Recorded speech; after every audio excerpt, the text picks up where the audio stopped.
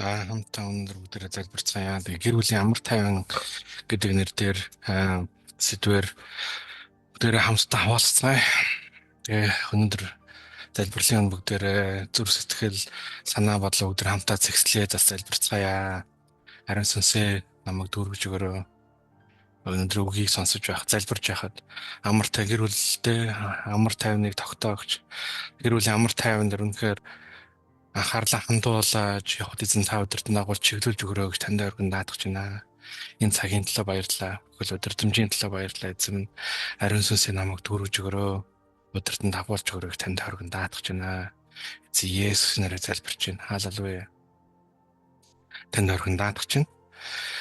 За хамтаа өдөр гэр бүлийн амар тайван хэсэг нэг гэж байна.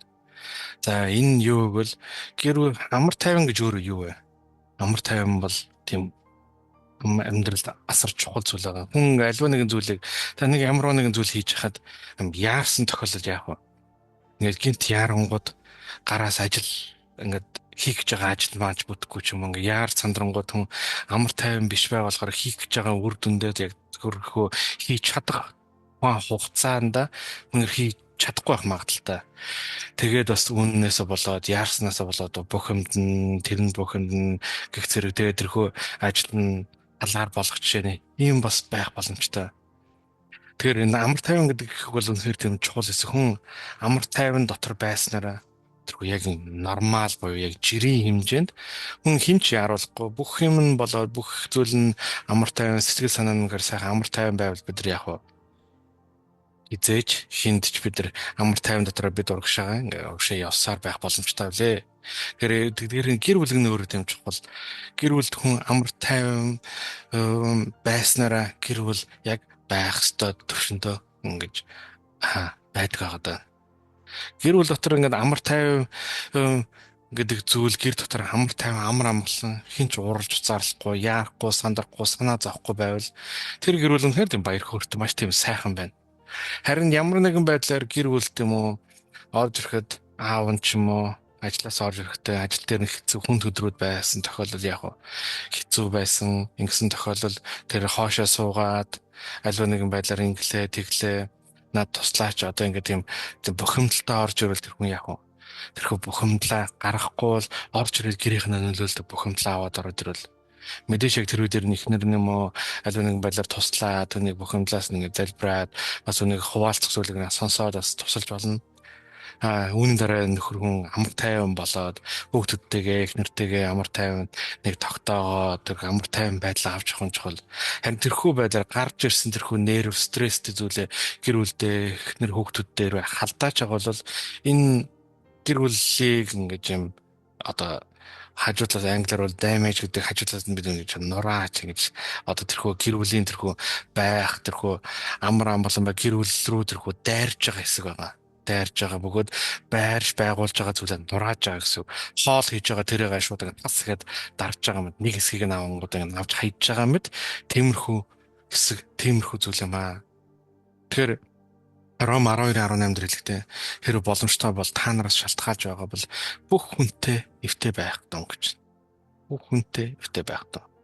Хэрэг боломжтой бол гэж байна. Тэгээд та нараас шалтгаалж байгаа. Тэгэхээр надаас шалтгаалж байгаа бол би бүх хүнтэй эвтэй байхыг гэж бурхан бидэрт хэлж байна. Тэг боломжтой заримдаа бидраас шалтгааллахгүйгээр би ямар тайван байх гэж хичээж байгаа. Нөгөө талаас үнэхээр амар тайван байхгүй одоо эвтэй байхгүйгээс сонгоод байвал энэ эсвэл яг тэр хүний бурхан нэгэд орхино. Харин боломжтой бол надаас шалтгаалж бол хүнтэй эвтэй бай. Битээ ууралж хэрэлдээ дээ. Орилж харлаа дээ. Харин эвтэй бай гэсэн бурханы өгсөн өдөрдөм чиглүүлэг юм аа. Нэг өдөрдөм чиглүүлэг бид хүлээж авч бүгдээрээ явцгаая. Тэгээд өөрсдөө хүмүүстэй эвтэй байхыг сонголт байгаа. Хүнтэй эвтэй байх нь бидний сонголт байгаа. Заавал хүн нэг хатгалаа гэж бодох. Заавал тэр нь хариулаад би өөртөө хүний доор ордоггүй би ингэдэггүй гэж ингэж мэдрүүлээд байх шаардлага байхгүй. Энэ тэгээд эцэст ямар үр дүнд хүрч байгаа. Энэ ялваа тийм онцгой тийм зүйл байхгүй бол энэ ямар ч хэрэггүй зүйл аа.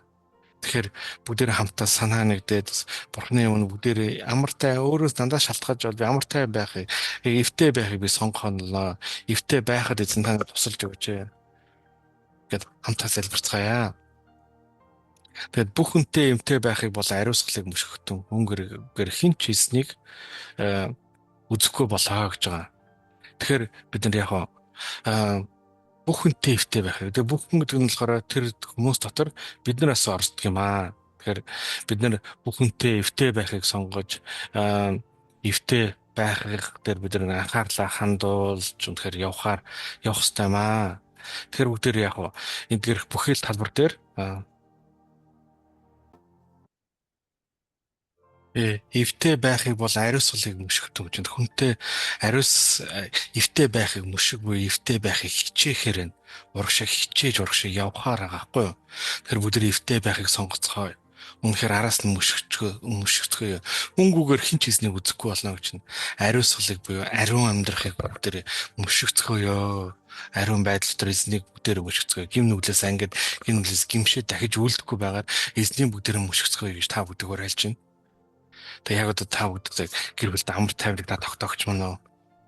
Альва нэгэн зүйлсээр гэр бүлдээ үр хүүхдүүддээ гэртээ орж ирээд гэртээ байхад амар тайвныг тогтоож амар тайвныг байгуулж амар тайвныг өгдөг нэгэн байгаараа гэж та бүгд өрөөж байна.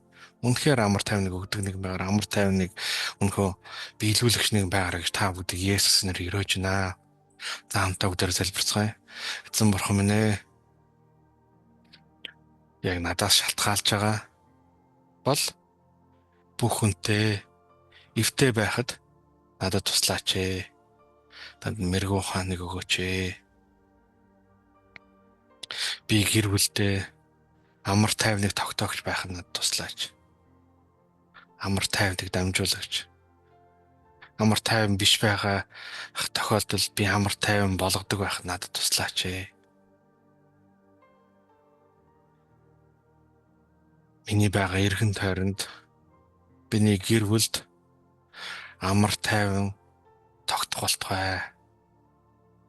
Амар тайвныг үүсгдэг байхад тусалж өгөөч эзэн минь. Аллилуйя. Танд өргөж байна. Даатгах чинь. Бүхэнтэй эвтэй байх надад тусалж өгөөч эзэн минь. Удирдан дагуулж өгөөч. Үнэхээр амар тайван дотор гэр бүлдээ амар тайван гэдэг тэрхүү сайхан зүйлсүүдийг сайхан тэр байдалд авчрахад тусалж өгөөрэй. Санхүү мөнгөн дээр өвчин зовлон альва нэгэн хомсдлын зүйлсээс өөртөө ангид байхад надад туслаач ээ. Есүсийн нэрээр залбирч байна. Амен.